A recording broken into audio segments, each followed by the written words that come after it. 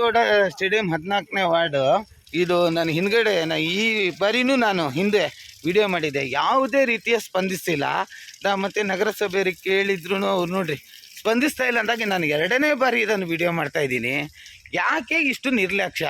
ಇಲ್ಲಿನ ಸ್ಥಳೀಯ ಕೌನ್ಸಿಲರಿಗೆ ಯಾಕೆ ಇದ್ರ ಮೇಲೆ ಗಮನ ಇಲ್ಲ ಅನ್ನೋದಕ್ಕೆ ಇವತ್ತು ಇಲ್ಲಿನ ನಮ್ಮ ಮಾಜಿ ನಗರಸಭಾ ಸದಸ್ಯರು, ಶಿವಮೊಗ್ಗ ಜಿಲ್ಲಾ ಅಧ್ಯಕ್ಷರಾದಂಥವ್ರು ಶ್ರೀಯುತ ತೀನ ಶ್ರೀನಿವಾಸ ಅವ್ರ ಹತ್ರ ನಾನು ಕೇಳ್ತೀನಿ ಏನು ಹೇಳ್ತಾರೆ ಅಂತ. ಇದೆ ಸರ್, ಇದೇ ಎಲ್ಲ ಕೊಳಕಿರೋದು. ಇವ್ರಿಗೆ ನಾವು ಒಂದ್ಸತಿ ಸುದ್ದಿ ಮಾಡಿ ಹೇಳಿದ್ವಿ. CC ಕ್ಯಾಮರಾ ಹಾಕಿದ್ದಾರೆ, ಇಲ್ಲಿ ಕಸ ಹಾಕ್ಬಾರ್ದು ಅಂತ ಬೋರ್ಡ್ ಇದೆ. ಕಸ ಮತ್ತೆ ಹೊರಗಡೆ ಅವರೆಲ್ಲ ಬಂದು ಕಸ ಹಾಕ್ತಾ ಇದಾರೆ ಸರ್. ಅವ್ರ ಮೇಲೆ ಪನಿಷ್ಮೆಂಟು ನೋಡ್ತಾ ಇಲ್ಲ ಸರ್. ನಗರಸಭೆ ಅಂದ್ರೆ ಯಾವ ನಗರಸಭೆ ವ್ಯಾಪ್ತಿಯ ನಾಯಿಗಳು ಹೆದರಲ್ಲ ನಗರಸಭೆ ಆಡಳಿತಕ್ಕೆ. ಆ ತರದ ಪರಿಸ್ಥಿತಿ ಆಗಿದೆ. ಯಾಕಂದ್ರೆ ಇವರು ಏನು ಕ್ರಮ ತಗೊಳ್ಳಲ್ಲ. ಈಗ ಸಾರ್ವಜನಿಕ ಪ್ರದೇಶವನ್ನ ಈ ತರ ಅಗಲಿ ಮಾಡಿ ಕುರೂಪ ಮಾಡಿ ಅವ್ಯವಸ್ಥೆ ಮಾಡೋದಕ್ಕೆ, ದಂಡ ಹಾಕೋದಕ್ಕೆ ನಗರಸಭೆ ಕಾಯ್ದೆಯಲ್ಲಿ ಅವಕಾಶ ಇದೆ. ಸಾರ್ವಜನಿಕ ಸ್ಥಳವನ್ನ ವಿರೂಪಗೊಳಿಸಿದ್ರೆ ಈ ಒಂದು ಕಾಯ್ದೆ ವಿರುದ್ಧ ಇವ್ರು ಬೋರ್ಡ್ ಹಾಕಿದ್ದಾರೆ. ಏನಿದು, ನೀವು CC ಕ್ಯಾಮರಾ ಕಣ್ಗಾವಲಿನಲ್ಲಿ ಇದ್ದೀರಿ, ಸ್ಥಳದಲ್ಲಿ ಕಸ ಹಾಕುವುದನ್ನು ನಿಷೇಧಿಸಿದೆ. ಈ ಬೋರ್ಡಿಗೆ ಏನಾದ್ರು ಒಂದು ಪೈಸದ ಬೆಲೆ ಇದೆಯಾ? ಈ ಬೋರ್ಡ್ ಯಾಕೆ ಹಾಕ್ಬೇಕಿತ್ತು ಇವರು ನಗರಸಭೆಯವರು? ಬೋರ್ಡ್ ಹಾಕದ್ಮೇಲೆ ಕಸ ಹಾಕೋದನ್ನು ನಿಷೇಧಿಸಿದೀವಿ ಅಂದ್ರೆ ಕಸ ಹಾಕ್ಬಾರ್ದು ಅಂತ ಹೇಳಿ ತೀರ್ಮಾನ ಮಾಡಿದೀವಿ ಅಂತ. ಕಸ ಹಾಕಿದ್ರೆ ಏನ್ ಮಾಡ್ತೀವಿ ಅನ್ನೋದು ಇವ್ರ ಬೋರ್ಡ್ ಅಲ್ಲಿ ಇಲ್ಲ. ಆಮೇಲೆ ಇವರು ಆಡಳಿತ ನೋಡಿದ್ರೆ ಇವ್ರು ಏನು ಮಾಡಲ್ಲ, ನಿಷ್ಕ್ರಿಯರವರು, ಸತ್ತು ಹೋಗಿದ್ದಾರೆ ನಗರಸಭೆ ಆಡಳಿತ ಅನ್ನೋದಕ್ಕೆ ಇದು ಸಾಕ್ಷಿ ಇದೆ. ತಕ್ಷಣನೇ ಇದನ್ನ ಇವತ್ತು ಇಡೀ ಸ್ಟೇಡಿಯಂನ ಸಂಪೂರ್ಣ ಭಾಗದಲ್ಲಿ ಈ ತರದ ಅವ್ಯವಸ್ಥೆ ಇದೆ. ಇವತ್ತು ಸಂಪೂರ್ಣ ಚರಂಡಿಗಳೆಲ್ಲ ಮುಚ್ಚೋಗಿದೆ. ಆಮೇಲೆ ಇಲ್ಲಿ ಒತ್ತುವರಿನೂ ಸಹ ನಮ್ಮ ಸ್ಟೇಡಿಯಂನ ಜಾಗ ಒತ್ತುವರಿ, ಕಸ, ಇದರ ಜೊತೆಗೆ ಒತ್ತುವರಿನೂ ಸಹ ಆಗ್ತಾ ಇದೆ.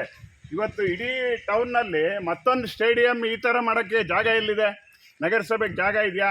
ಇದಂಥ ಸ್ಟೇಡಿಯಂನ ಸ್ವಚ್ಛತೆ ಮಾಡೋದು ಬಿಟ್ಟು ಅದನ್ನು ಸರಿಯಾಗಿ ಇಟ್ಕೊಳ್ತಕ್ಕಂಥ ಬೇಜವಾಬ್ದಾರಿ ಕೆಲಸ ಇವತ್ತು ಮಾಡ್ತಿರೋರಿಗೆ, ಇವತ್ತು ಜನಪ್ರತಿನಿಧಿಗಳು ಮತ್ತು ಅಧಿಕಾರಿಗಳಿಗೆ ಅವರಿಗೆ ಇವತ್ತೇನಾದ್ರು ಸ್ವಲ್ಪನಾರು ಕರ್ತವ್ಯ ಮಾಡಬೇಕು ಅನ್ನೋ ಶ್ರದ್ಧೆ, ಅವರ ಕರ್ತವ್ಯನ ಅವರು ಜನ ಇವತ್ತು ವೋಟ್ ಕೊಟ್ಟು ಅವರಿಗೆ ಮತ ಕೊಟ್ಟು ಇವತ್ತು ಅವ್ರನ್ನ ಅಧಿಕಾರ ಕೊಟ್ಟರೆ ಅವ್ರನ್ನ ಈ ಥರ ಅವ್ಯವಸ್ಥೆಯಲ್ಲಿ ಇಟ್ಟಿದ್ದಾರೆ ಅಂದರೆ ಇದಕ್ಕಿಂತ ನಾಚಿಕೆಗೇಡಿನ ಪರಿಸ್ಥಿತಿ, ಇದಕ್ಕಿಂತ ಬೇಜವಾಬ್ದಾರಿ ಪರಿಸ್ಥಿತಿ, ಅಯೋಗ್ಯ ಆಡಳಿತ ಇನ್ನೊಂದಿಲ್ಲ ಅಂತ ಹೇಳ್ತೇನೆ. ತಕ್ಷಣ ಈ ಕೂಡಲೇ ಅದನ್ನು ಸ್ವಚ್ಛತೆ ಮಾಡ್ತಕ್ಕಂಥ ಕೆಲಸವನ್ನು ನಗರಸಭೆ ಮಾಡಿ ಇಲ್ಲೂ ಸಹ ಸ್ವಚ್ಛತೆ ಮಾಡಬೇಕು.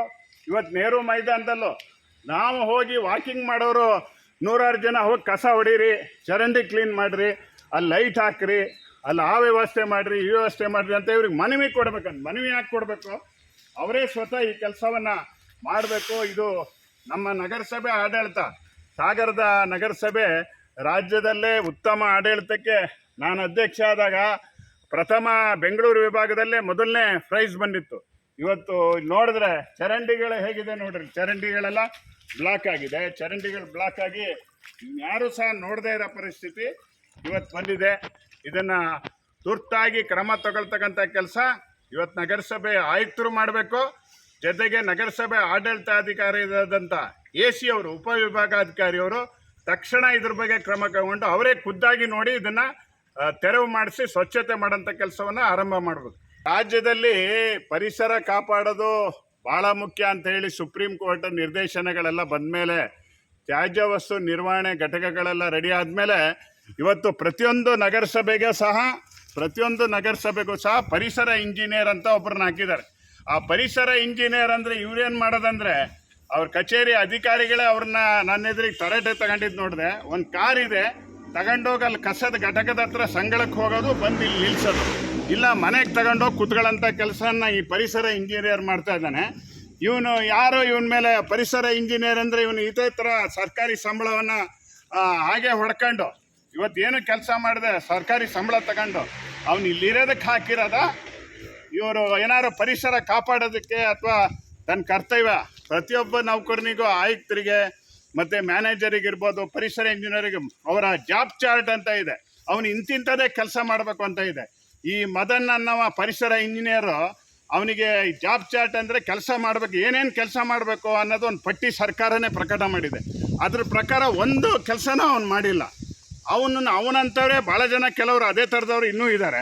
ಹಾಗಾಗಿ ಇವನ್ ಕೂಡಲೇ ಇವನಿಗೆ ಎಲ್ಲರೂ ಬೇರೆ ಕಡೆ ಕಳಿಸಿದ್ರೆ ಮತ್ತೆ ಇದೇ ಕೆಲಸ ಮಾಡ್ತಾನೆ. ಅಮಾನತ್ನಲ್ಲಿ ಇಡಬೇಕು ಅವನ್ನ. ಸರ್ಕಾರಿ ಸಂಬಳ ಸಿಗದೆ ಇದ್ದಂಗೆ ಮಾಡಿ ಇವತ್ತು ಅವನಿಗೆ ಪನಿಷ್ಮೆಂಟ್ ಕೊಡೋ ಕೆಲಸನ ಆಡಳಿತ ಮಾಡ್ಬೇಕು. ಧನ್ಯವಾದಗಳು ಸರ್.